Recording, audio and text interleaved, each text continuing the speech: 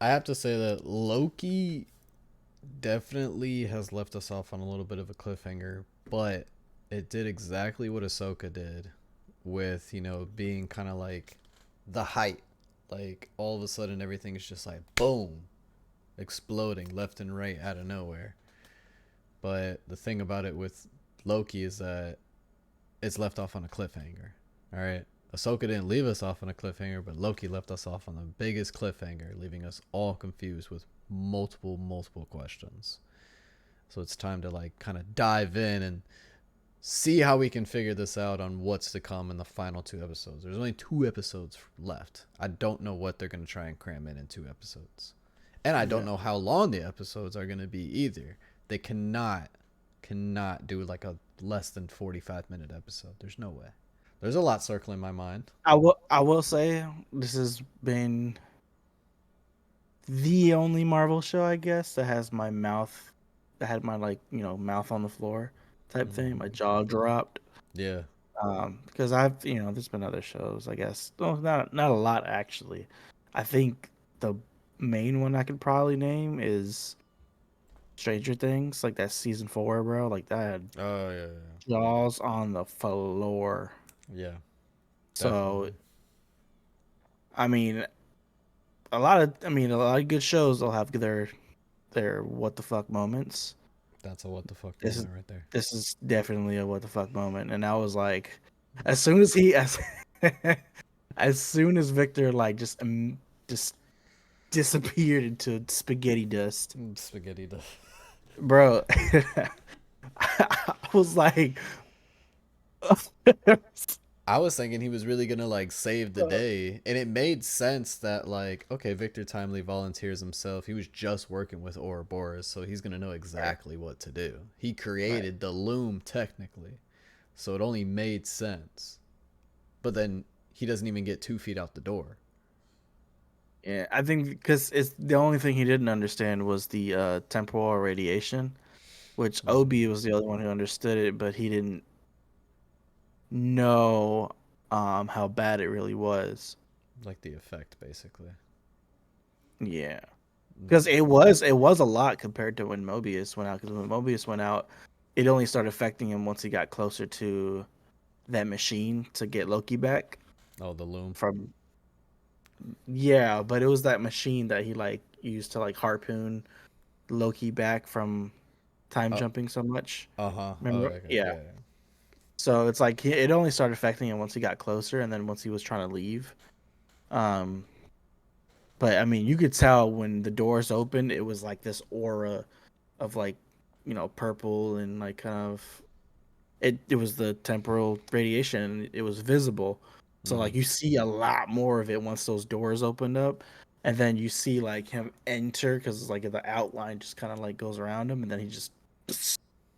Just I was gone. like, bro, my jaw was on the floor for like a good minute, and then when it showed Casey with his mouth open, and I was like, all right, let me pick up my fucking jaw because this is wild.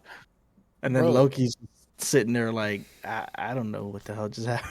everybody was there like what the hell just happened? Yeah, Like to be honest, it's like what do you do? Cuz you technically just lost the person who created this. Granted, I mean you still have Ouroboros, but at that point he didn't even know what to do. So it's like what could you possibly do at that very moment? What also uh threw me off was the ending. And that threw everybody that is a Marvel fan or that just loves shows in general, it threw them off because it's like, okay, what the heck happens next? Like, not even the music faded out. It like just cut off the same time. I guess you could say the timeline exploded. So like, what does that mean? my thing is I was waiting for them to shut the blast doors after that. But I Yeah. mean, I guess they probably couldn't fast enough anyway, so it looked like it was coming at them fast. So I don't think it would have had a lot of time. Um, Well, it wouldn't. yeah, that was a insane scene, and I will say the cinematography on it, like Beautiful. kind of just framing each character's like reaction like so perfectly, and it's like it brought upon this weight, and we're only in like the middle of this show, Yeah, or at basically. least right. Yeah, this is episode 4. This is what, 6 episodes? It's like mid end because 3 would be technically middle. Yeah. So we're after mid-season, fresh off mid-season, and it's like, boom. Got the And last two. I literally had to check if this was the last episode because I'm like, what the fuck? I would have been pissed if it was the last episode because it's like, bro, that's only 4. Like, didn't Moon Knight only have like 5 or 6 episodes?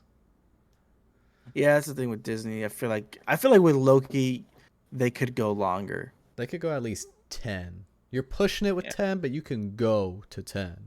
I mean, with the way they're doing it, they can do 10. Yeah, I wouldn't want to watch 10 She-Hulk episodes, but I would watch 10 Loki episodes. You know what I mean? because that So has it's something to like, do with the actual problem going on yeah. with these characters now.